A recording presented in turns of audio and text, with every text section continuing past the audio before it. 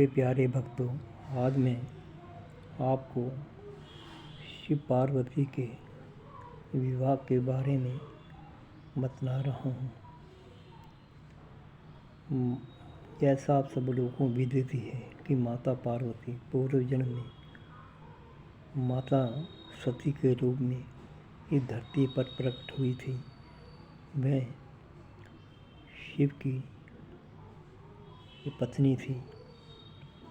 यह भी आप जानते ही हैं कि किस प्रकार माता सती ने अपने पिता प्रजापति दक्ष के यज्ञ में अपने प्राणों की आहुति दे दी थी। उसका कारण यही था कि दक्ष प्रजापति ने उनके पति शिव जी का अपमान कर दिया था। माता सती उनका अपमान सह न सकी, इसीलिए उन्होंने अग्नि में अपने को समर्पित किया। उन्होंने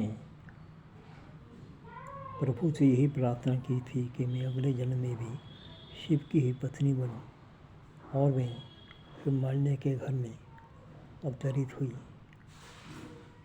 नारद मुनि ने उनके पिता हिमालय को बता ही दिया था कि आपकी पत्नी का पति कैसा होगा।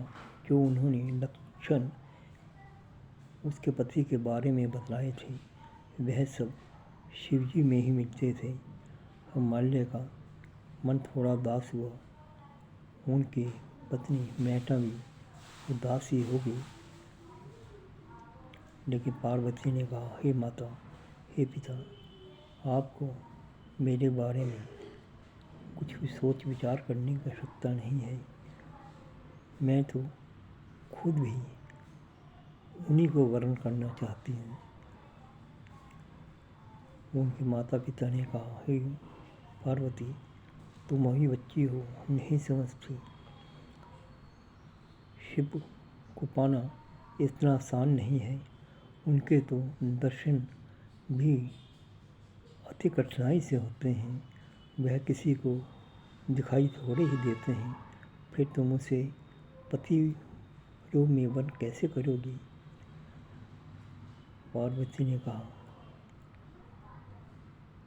आप इस बात का विचार ना करें। मैं हिमालय पर जाकर उनकी भक्ति करूंगी और उन्हें प्रसन्न कर लूँगी।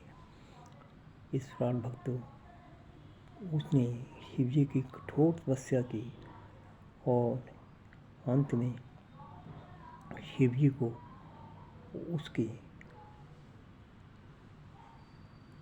भक्ति से प्रसन्न होकर दर्शन दिए।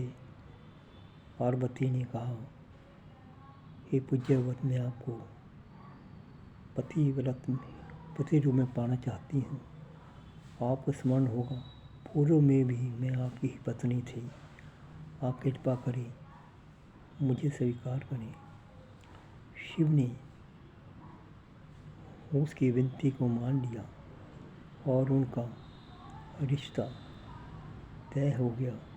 अब समस्या यह थी कि उनका विवाह कौन करवाए, किस में इससे शक्ति है, कौन ऋषि महामुनि इस धरती पर है जो शिव पार्वती का विवाह करवा सकें।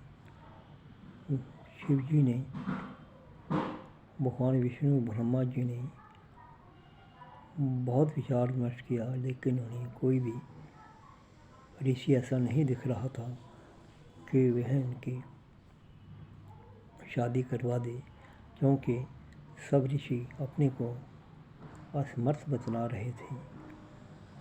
अब बहुत समस्या पैदा हुई। अंत में गर्गाचार्य ऋषि उनकी विनती को मान गए। गर्गाचार्य ब्रह्मा जी के मानस पुत्र हैं, ऐसा कुछ शास्त्रों ने कहा है। उन्होंने ही शिव पार्वती का विवाह करवाया था। और आपको एक बात तो और बतला दूँ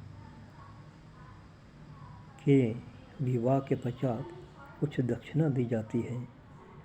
अब दक्षिणा किसे दें, यह भी एक समस्या थी। कोई भी ब्राह्मण